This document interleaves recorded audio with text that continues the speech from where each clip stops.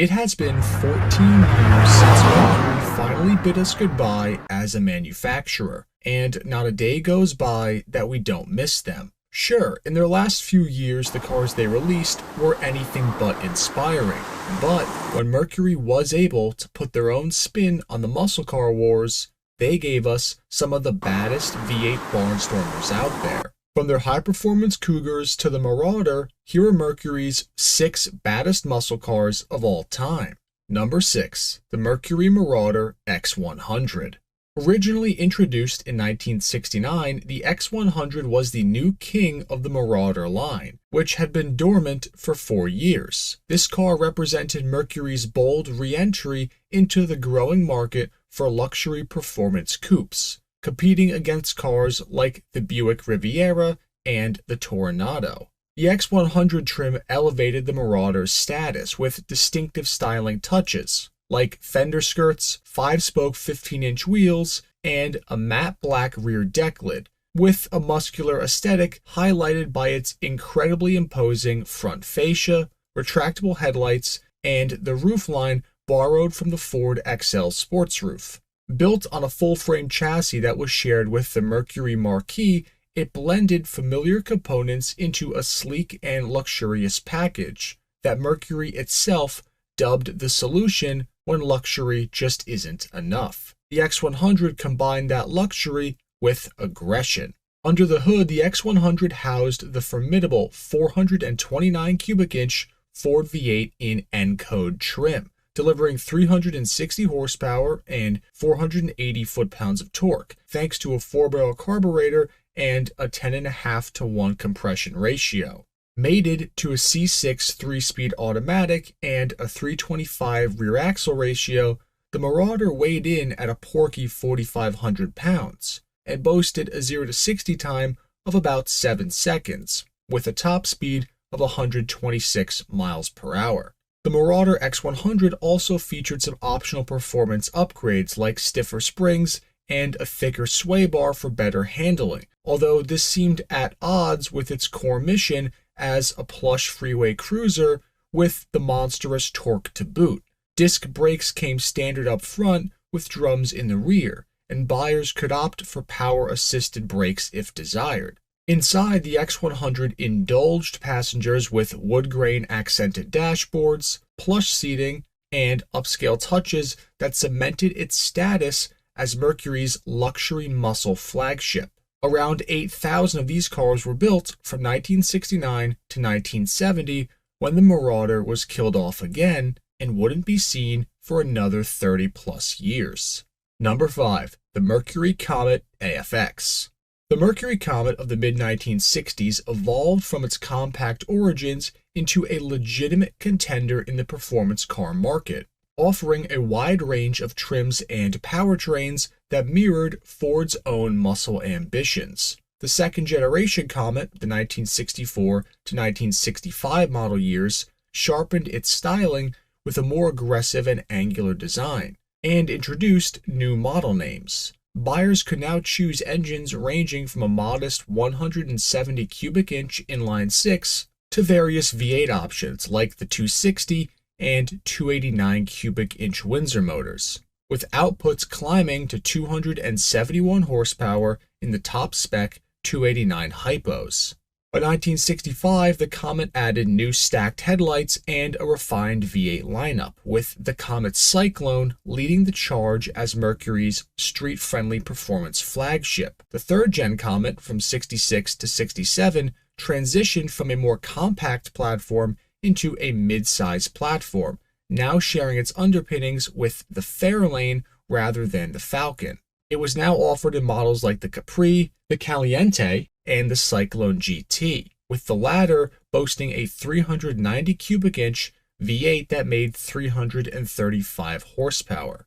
But where the Comet truly carved out its legend as a Mercury staple was on the drag strip in the 1964 to 1965 model years, with Mercury's experimental drag program. It was here that they transformed the Comet into a no-compromise race car, gutting weight through fiberglass panels, Lexan windows, and very Spartan interiors. And then they shoehorned the monstrous 427 FE V8 under the hood, which was rated at 425 horsepower. These dragstrip warriors were piloted by icons like Dino Don Nicholson, and they dominated the AFX class in 1964, with 11-second quarter-mile times being the norm. In 1965, though, the program upped the ante with these new comets that now featured the legendary 427 single overhead cam motor, often affectionately referred to as the Cammer. Pushing close to 700 horsepower, this car absolutely solidified Mercury's place in drag racing history and remains as one of the most sought-after types of cars in the space. There were only a handful of vehicles built with that 427 sock in them, and we've made a full video on it on the channel that you can watch here. But let's keep going down the list, because the next ones might surprise you. Number 4. The Mercury Cougar Eliminator. The 1969 to 1970 Mercury Cougar Eliminator was Mercury's boldest attempt to transform the Cougar from a luxury-flavored Mustang alternative into a true muscle car contender. Built on the same chassis as the Mustang, but with a more upscale look and feel, the Eliminator added this new aggressive Coke bottle styling, bright paint schemes, factory stripes, blacked-out grills, a rear spoiler, a chin spoiler, and new decals that made it instantly recognizable compared to the other Cougars of the past, which were much more subdued. The interior, in keeping with the Cougar's premium roots, did remain well appointed, and it offered more comfort and refinement than its Mustang peers. Mercury's goal with the Eliminator was clear. It was to attract younger, performance-hungry buyers who previously overlooked the Cougar as more style than substance. Performance-wise, the Eliminator delivered serious firepower. The base engine for 1969 was a 351 cubic inch Windsor V8 that made 290 horsepower. That was later replaced with the 351 Cleveland in 1970. From there, buyers could step up to a 390 cubic inch V8, a 428 Cobra jet with 335 horse and 440 foot-pounds of torque, or even opt for the rarer beasts like the 428 Super Cobra jet or the high-revving Boss 302 motor, which would have been my personal choice. Depending on the powertrain, the Eliminators came with a 3-speed manual, a 4-speed manual, or a C6 auto paired to a rear axle with ratios ranging from 3:1 all the way up to 430:1. The regular Cobra Jet cars in full street trim clocked 0 to 60 in 7 seconds and the quarter mile in the low 14s, which made it competitive with similarly priced cars like the Dodge Charger 440. And although the performance was great with the Eliminator, even though this new branding tried to move it towards a younger demographic, the fact that it was a Mercury meant the added luxury added to the price tag, which limited its appeal to young buyers who frankly couldn't afford it. In total, only about 4,500 Eliminators were built across the 2 years, which makes them rare finds today, but it is one of the sickest Mercurys ever built. Number 3. The Mercury Cyclone Spoiler 2. The 1969 Mercury Cyclone Spoiler 2 was Mercury's entry into the NASCAR homologation game, designed to bring the racetrack to the street, at least in spirit. The production Spoiler 2s, which came out in '69, retained the standard Cyclone sports roof bodywork, but now they featured a much more aerodynamically designed front nose, which, while not as crazy as the aero cars were supposed to be, this new front fascia did make the Cyclone considerably more aerodynamic than a stock car. And when you put them next to each other, you can see the subtle differences. This front fascia was only available on these homologation cars as well, so there was no mistaking them for any other type of Cyclone. Mercury offered 2 distinctive trims for their streetcar Spoiler 2s, the Cale Yarborough Special, painted in Wimbledon white with a red roof and deck lid, and the Dan Gurney Special, similarly finished but with blue accents as opposed to red. Both of them came equipped with their own set of stripes as well that coincided with the color. All Spoiler 2s were powered by the 351 Windsor V8 with a 4-barrel carburetor, mated to a column shift automatic and a 325:1 rear axle ratio, While this setup was modest in output, the Spoiler 2's true purpose was to satisfy NASCAR homologation rules, allowing Mercury's race cars to take advantage of those aerodynamic improvements on track. And with just over 500 built, the Spoiler 2s were true homologation specials that helped Mercury leave its mark on NASCAR. Number 2, the 2003 to 2004 Mercury Marauder. The 03 to 04 Marauder was a bold revival of a storied nameplate that we mentioned earlier, and it was the last time we ever saw a Mercury Marauder. Aimed squarely at rekindling the muscle sedan excitement for a new era, the new Marauder was built on Ford's Panther platform and was heavily based on the Grand Marquis. And for those of you unaware with the Panther platform, it's the same core platform that was for the Ford Crown Vic. The Marauder distinguished itself with significant performance upgrades and an aggressive monochromatic appearance compared to the regular Grand Marquis though. And the biggest difference was under the hood.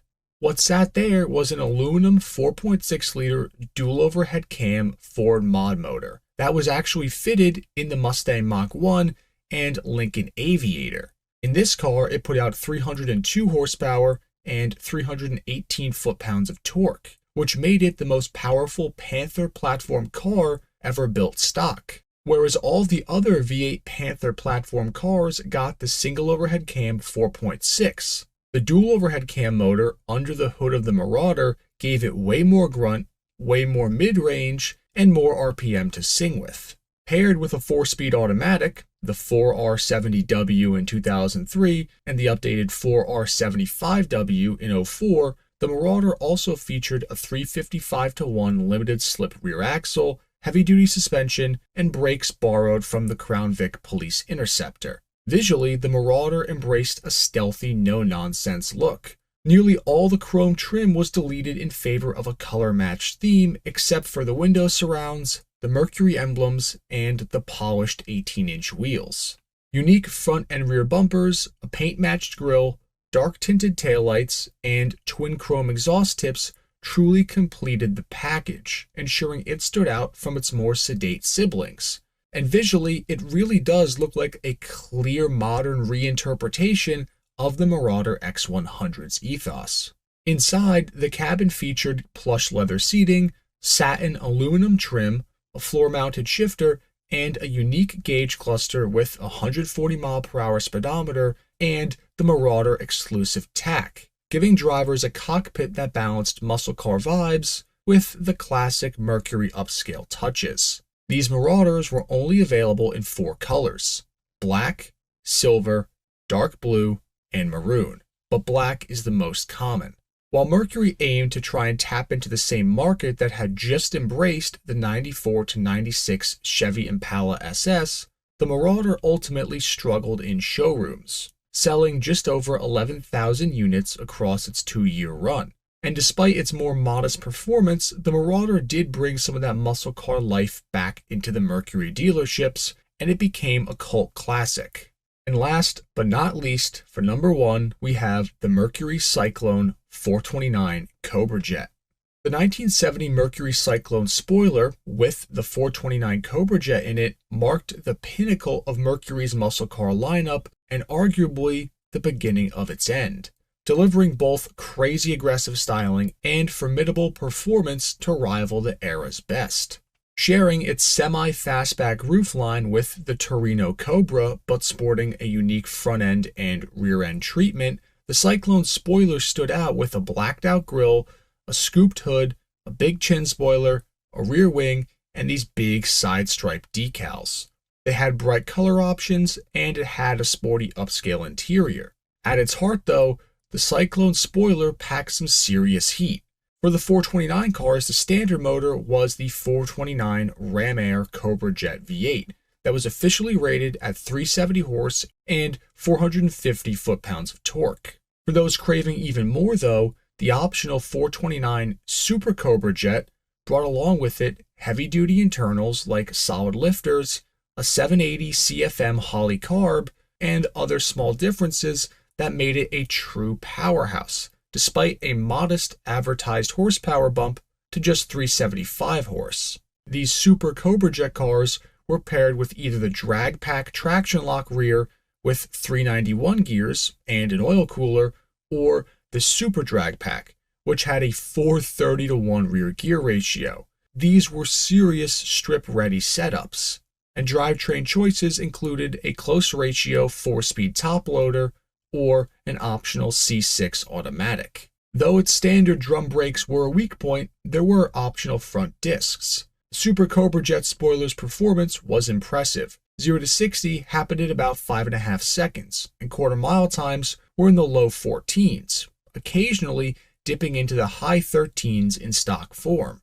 Despite its capability, though, Mercury only sold 1,600 Cobra Jet-powered Cyclone spoilers in 1970, with a mere 300 or so ordered with the Super Cobra Jet, which makes these cars super rare and underappreciated today. For collectors seeking a standout muscle car that still flies under the radar, the Cyclone spoiler with the 429 Super Cobra Jet really remains one of the most underrated heavy hitters of all time, as do most of Mercury's cool cars from the era. The Eliminator, the Cyclone Spoiler 2, these 429 cars, even the Marauder X100 and some of the others, these were super cool cars that just never got a ton of hype around them. And it's a shame, because how many times do you go to a car show and see a nice fastback Mustang versus a really nice Mercury Cougar? The ratio is way off, and I think personally the world could do better with more Mercurys in it. But that concludes our list of the 6 baddest Mercury muscle machines ever made. Let me know in the comments down below which of the cars on the list would be the one that you would choose to have. As much as I love the Cougar Eliminator, I think I would go for the Cyclone Spoiler 2 in this case. But as always, thank you all for watching another video. Please make sure to like, share, and subscribe. It really helps me out. But otherwise, until next time, enthusiasts.